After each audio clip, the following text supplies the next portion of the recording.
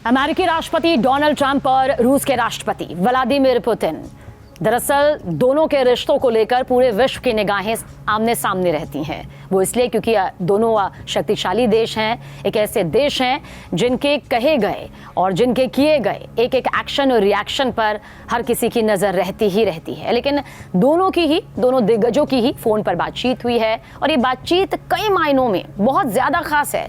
देखिए, इस बातचीत के दौरान ईरान का मुद्दा, यूक्रेन का मुद्दा, दूसरे मुद्दे, बताया जा रहा है कि ट्रंप और व्लादिमीर पुतिन के बीच इन मुद्दों पर बहुत गहरी चर्चा हुई है। ट्रंप के व्हाइट हाउस लौटने के बाद से ये फोन पर उनकी छठी बातचीत भी थी, यानी कि इससे पहले भी जो बातचीत हुई वो भी अहम मुद्दों को लेकर हुई, लेकिन ये छठी बातचीत रही। व्लादिमीर पुतिन के विदेश मामलों के सलाहकार यूरी उशाकोव ने कहा कि ईरान के हालात पर चर्चा यहां पर हमने की है और पुतिन ने सभी मुद्दों को राजनीतिक और कूटनीतिक तरीकों से सुलझाने की जरूरत पर जोर दिया है। देखिए, अमेरिका ने हाल ही में ईरान के 3 ठिकानों पर हमला किया था, जिसमें वो तेहरान के परमाणु कार्यक्रम को तबाह करने के मकसद से इजरायल के युद्ध में शामिल हुआ था। यूक्रेन युद्ध के बारे में उशाकोव ने कहा कि ट्रंप ने लड़ाई को जल्द रोकने के लिए अपने प्रयास पर जोर दिया है और पुतिन ने यूक्रेन के साथ वार्ता जारी रखने के लिए रूस की इच्छा जाहिर भी की है।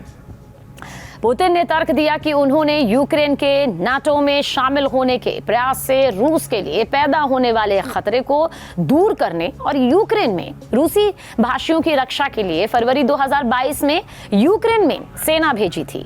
उन्होंने इस बात पर जोर दिया कि किसी भी संभावित शांति समझौते में यूक्रेन को नाटो में शामिल होने की अपनी कोशिश छोड़नी ही होगी।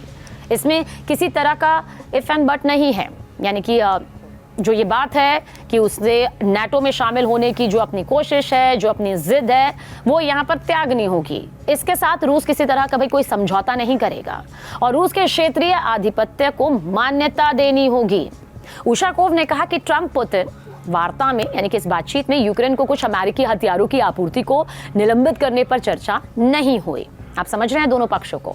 दरअसल हाल ही में अमेरिका ने यूक्रेन को कुछ बहुत ही खास हथियारों की सप्लाई ना करने का फैसला किया है। अमेरिका के इस फैसले के बाद यूक्रेन ने कहा कि इस कदम से बचाव करने की उसकी क्षमता कमजोर हो जाएगी, यानी कि जो रूस हमले कर रहा है और जिस बूते, यानी कि जो अमेरिका की तरफ से उसे अच्छी खासी सैन्य ताकत यहाँ पर मिल रही थी पिछले काफ़ी वक्त से, अगर वो रोक दी गई, जो कुछ खास हथियारों का जिक्र है, तो फिर रूस से मुकाबला करने की जो उसकी ताकत है वो जाहिर सी बात है कमजोर हो जाएगी।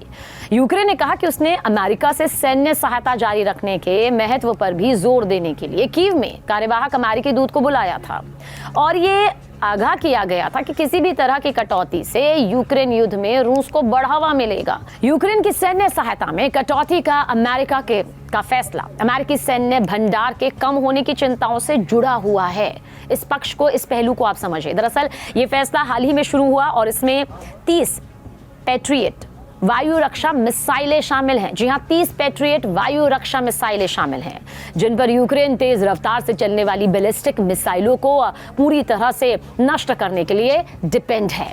बताया गया कि इसमें लगभग 85, यानी कि 8500 155 mm आर्टिलरी गोले, 250 से ज्यादा सटीक GM LRS यानी कि मोबाइल रॉकेट आर्टिलरी मिसाइलें और 142 हेलफायर हवा से सतह पर मार करने वाली मिसाइलें शामिल हैं। इस बीच यूक्रेन के विदेश मंत्रालय ने क्या कहा, ये भी समझिए। यूक्रेन के विदेश मंत्रालय ने कहा कि यूक्रेनी पक्ष ने इस बात पर फोकस किया है, इस बात पर जोर दिया है कि यूक्रेन की रक्षा क्षमताओं को समर्थन देने में किसी भी तरह की देरी या किसी भी तरह का जो टाल मटोल या गोलमोल रिएक्शन सामने आया तो हमलावर को शांति की तलाश करने के बजाय युद्ध और आतंक जारी रखने के लिए बढ़ावा मिलेगा। हमलावर यानी कि यूक्रेन किसे कह रहा है? रूस को कह रहा है। व्हाइट हाउस के उप प्रेस सचिव अन्ना केली ने कहा कि यह फैसला अमेरिका के हितों को सबसे ऊपर रखने के लिए लिया गया है, जो पूरी दुनिया भर में सैन्य सहायता की रक्षा विभाग की समीक्षा के बाद लिया गया। अब देखिए, इस बीच नाटो महासचिव मार्क रूट ने कहा कि अमेरिका को अपने भंडारों का ध्यान रखने की जरूरत है, लेकिन उन्होंने फॉक्स न्यूज से कहा कि शॉर्ट टर्म में यूक्रेन गोला बारूद और वायु रक्षा प्रणालियों के मामले में सभी तरह के समर्थन के बिना नहीं रह सकता है। यानी देखिए, उसे सैन्य ताकत तो चाहिए और अमेरिका पर वो कितने हद तक निर्भर है वो इससे अब सामने भी आ चुका है। हाल ही में यूक्रेनी शहरों पर जिस तरह से हवाई हमलों में दर्जनों लोग मारे गए और रूसी सेना जो यूक्रेन के लगभग 5वें हिस्से पर नियंत्रण भी रखती है, पूर्व में बढ़त हासिल भी कर रही है। जनवरी का जिक्र करें तो इसी जनवरी में अमेरिकी राष्ट्रपति डोनाल्ड ट्रंप के पद को संभालने के बाद से उन्होंने रूस के प्रति अमेरिका के रुख को नरम भी कर दिया। उन्होंने युद्ध के लिए एक कूटनीतिक समाधान की मांग की और यूक्रेन के लिए भविष्य में अमेरिकी सैन्य समर्थन के बारे में शक भी जाहिर किया है।